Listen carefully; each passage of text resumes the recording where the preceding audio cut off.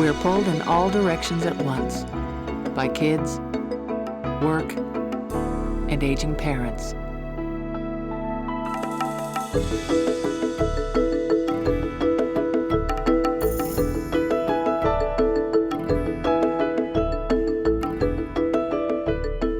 We're part of the sandwich generation, caught up in the swirl of the family dance.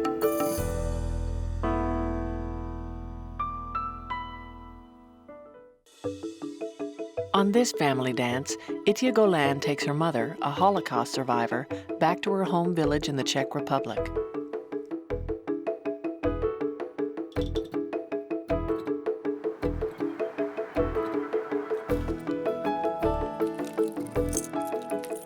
My name is Itia Golan. I'm a daughter of Holocaust survivors. And I'm in the middle of planning to take my mother, after 65 years, back to the Czech Republic. The moment my father passed away, a week later she started falling, and they diagnosed Parkinson. So they started giving her a Parkinson medication. The more Parkinson medication she got, the sicker she got. She was lethargic, her total loss of memory, like total. Finally got in touch with a Parkinson doctor, and he said, oh my God, he said, apparently they gave her antidepressant after my father passed away, and the antidepressant and the Parkinson was really fatal. The moment we took off the medication, brand new person. That's why the whole idea of the trip was not even relevant. And this is something that she always wanted to do. As long as I'm very careful, I'll take a wheelchair, I'll take the antibiotic for bladder infections, all the things that need to be, taken care of. And we'll do it very slowly. We'll realize a dream. She left when she was 15, her village, Uherský Brod. She fled from the Holocaust. So this Already? is Mrs. Golan, Correct. right? And I'm sorry again, Viola Landman. My name is Mirjana Seebeck, okay? And I'm the Czech Tourist Authority, and I hope I can help you with your trip. After 60 years, isn't it something? And your daughter is doing this all for you? A little bit for me too. I need to know. I always want to go back. It was my dream, but my husband didn't want to go because all circumstances. What was happening and what happened? Yes. Isn't that Nobody beautiful? wanted to go back. But Isn't I thought that? she I understand. But past is past, right? Absolutely. We have to look into the future. Well, I think the past is the past, but still, I don't think we can move forward without really understanding. For me, it was really when they always said the father didn't want to go. I wanted to know because it's very important for me, for my kids, to know where we're from. You have never been? No, never. No, because that will be your didn't first time. Yeah. So this is the second most visited place in the Czech Republic. And if I may, just to get you started, I did prepare for you something to get you going. Look at the beautiful. It's beautiful. You might be probably. You know what it is? No. This is a little house, it's alchemist in Prague. They made. They wanted to make gold. That's right. And Yes. this So you little remember? house- Yeah. That's a way of linkage, and for me, it's my kids. It's very important for me. It will be a documentary. I'm going to make my video and take every video so I can show my kids. And that's basically that. I'm very excited. No, I can't imagine. Above and beyond the fact that we're here, it's a bit of soul searching. Time is running for me too. I myself look in the mirror, I don't believe it's me, such an old lady. But it is a fact. Okay. First step, Mom. First step.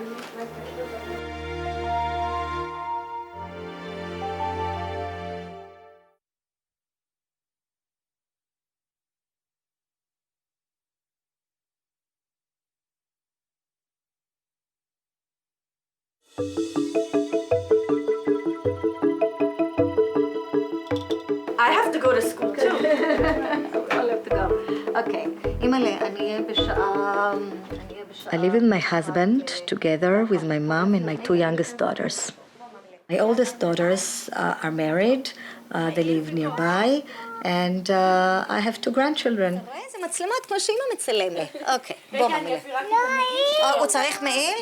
Although we're in the midst of preparing for the trip, I haven't given up my regular routine of taking my grandson Idan to nursery school. ביי, סלי, לא לפחד. יום יפה. ביי, סבתא. בוקר טוב. ביי, ממילה. ביי. Then I head to school, to my junior high, where I teach. We moved to Toronto from Israel. And I got this wonderful job a week after arriving here. I was very lucky. It is truly a Canadian dream come true. Here is a school where you have so many kids from so many countries, and it's wonderful.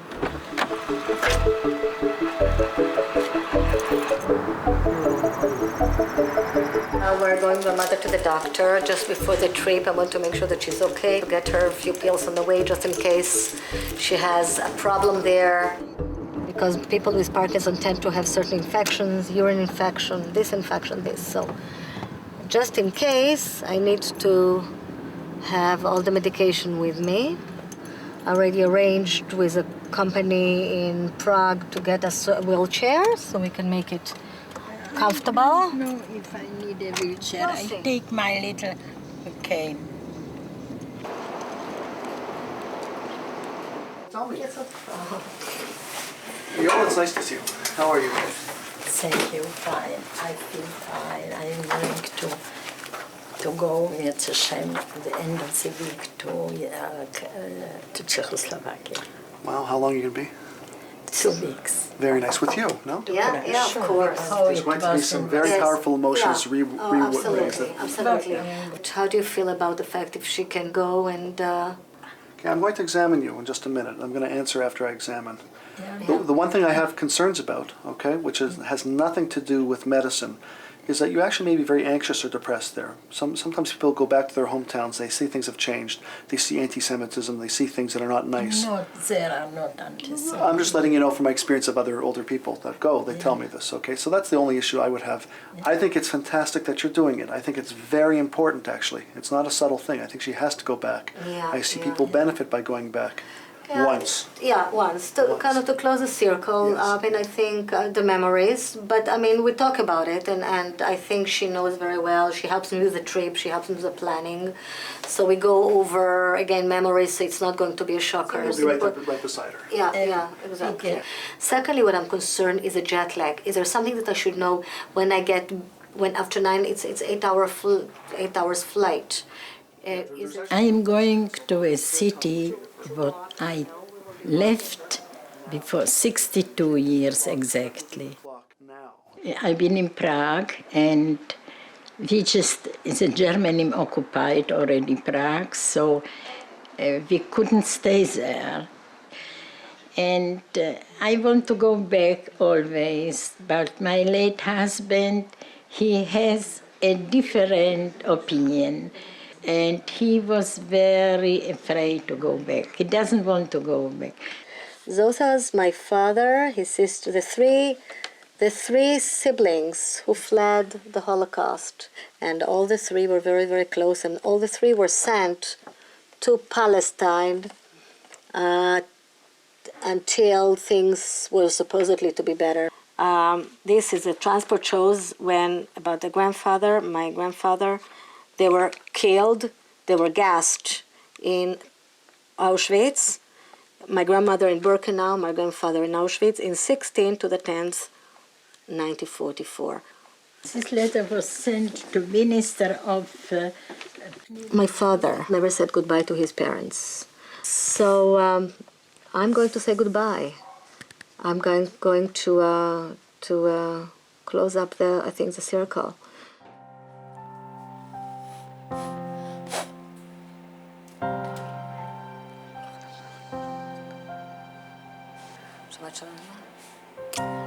Shabbat Shabbat shalom. Shabbat shalom. Shabbat shalom. My kids and my grandchildren, they don't have a clue. They know that we come from Holocaust survivors, but they don't have a clue of where the family has gone, what kind of wonderful family we had. And for me, it's very important for them to know, literally for posterity, for my grandchildren. Every day? When they wake up? Close it. Yeah, I hope you can. Michali, תעשי טובה, לא, לא, לא. And the video, Yuda. Today is a day, dream of a lifetime is about to be fulfilled. And I don't believe it. I'm doing it, I'm going through the motions, and that's it. אוי, מאמי, קשה לי על מחר בבוקר. תמי, אבל... For 2 weeks. Relax. I'm going in a time tunnel. You know, one of those things that you see time tunnel, you go back in time. That's what I'm doing. Yeah, no problem. Okay. Can you imagine when the plane will be landing in Prague and you see Praha? Yeah. And so between my mother and my kids and my grandchildren and my husband and my trip and little me, I think we'll manage. We have to. I have all the accesses.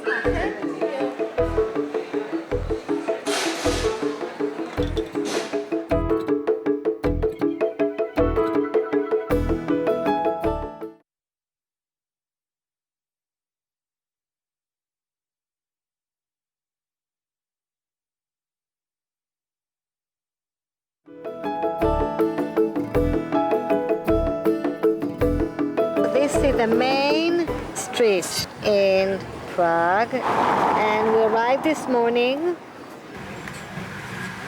That is a theater, the State Theater, where we're going to watch Don Giovanni. And we're in the most wonderful spot in a box. Mom, how do you feel about being here? Very excited, really excited. I feel like I would be at home, maybe because of language.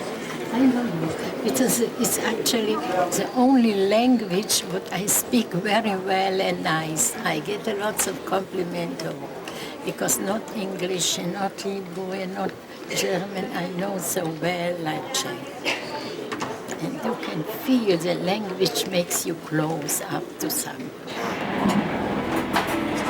We are on our way to Hodonin. We're having breakfast. That's about the train station that my father said goodbye to his parents. My father always told me, don't go. Nothing there, nothing there, nothing there. And when we went to Hodonin, here's this train station, extremely dilapidated, eerie, strange. Hodonin. This is the main street of Hodonin. Probably my father, my family stood there at one point. Very strange. I need to breathe deep to really understand what's going on here. We are going with Pane Hinek, Mr. Hinek, who is a specialist in history, and he's going to take us around to see what used to be the Jewish quarter. Today it's a regular apartment building.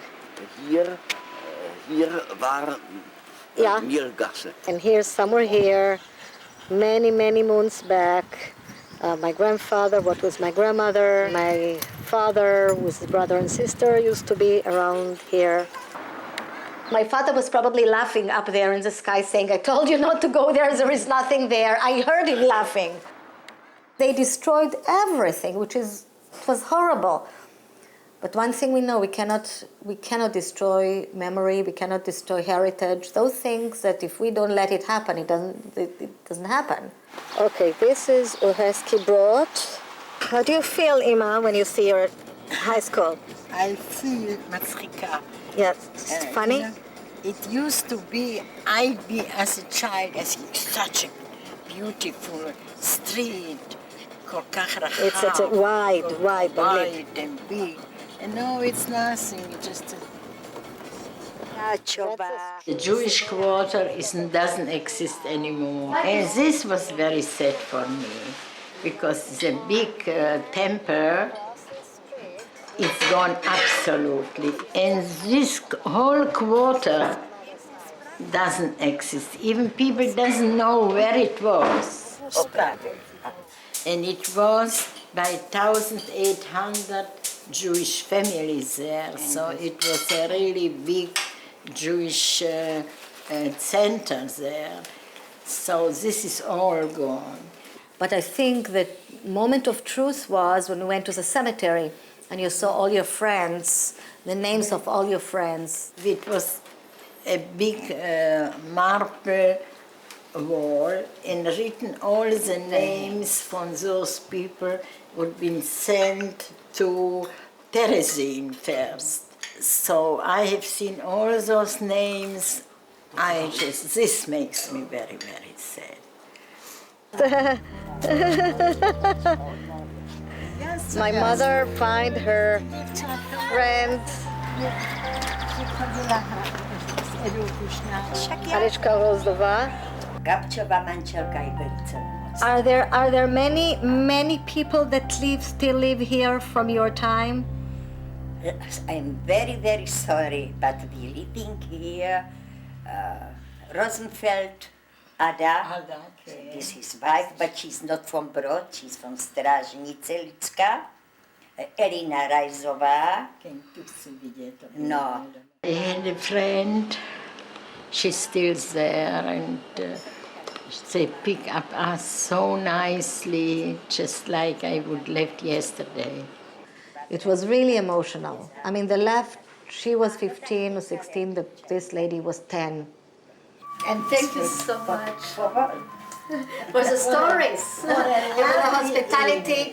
For a lovely afternoon.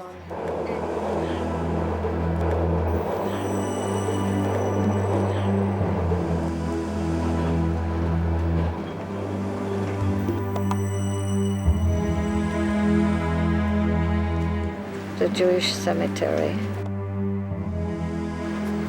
We've just discovered that my grandparents came in January 1943 to Theresienstadt. That's where they first arrived. That's the main. That's where they first arrived.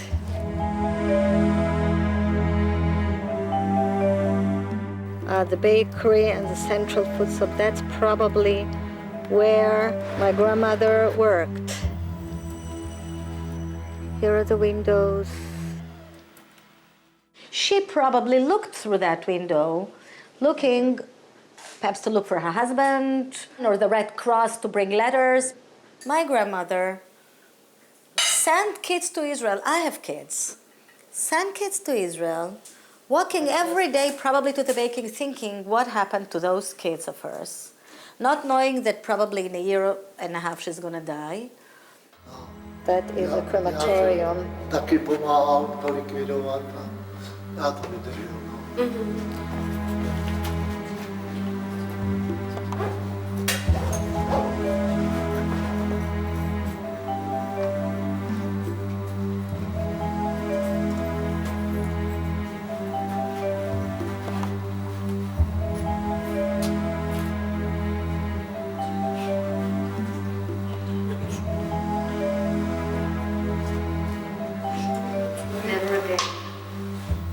I was very emotional during this trip. I was tired and emotional. Every stone, every place, every train station was extremely emotional for me. Very, very. The whole trip was heavy. Do you feel different after this? Yes, I feel different. I feel relaxed. I was always thinking to go there back, and now I've been there, it's okay for me. I am in Theresienstadt, and I find in this book, in this list of all the people that were there, I look for it, and suddenly I see it here. Landmann Ethel, I'm named Itia. Landmann Hermann. They went together on Auschwitz. And at that day, October 16th, they both went on a train to Auschwitz, went to the shower, and never came out of the shower. The song, this life was in the end of the war. in 1948, 60 of them, they died. I also found in Prague my grandparents' name on a wall in the synagogue. Here it is. It's a huge wall, huge, with all the name of the Jews that perished. Here, I'm looking. You're not supposed to take a video, and I sneak the video. And in a minute you'll see it, because all the names, I'm looking. Here, Landman, you see? Landman, the camera just, I miss it. And I go back, Landman, was Herman, Ethel. It's a huge wall and millions of names. And I'm trying to look, where is it? Here, look how the wall looks. You see? When I went, I didn't expect this feeling what I get during the way. If I've been there, I was heartbroken. And before I went, I knew everybody was happening. I knew the stories and all. But I didn't know that I was going to have such feelings. It's hard to believe me, but I feel like Czech Republic was my home. And I can never forget, because it was the nicest time in my life. I've been till 17 or 18 years, I've been in Uherský Brod, and it was my happiest time in life.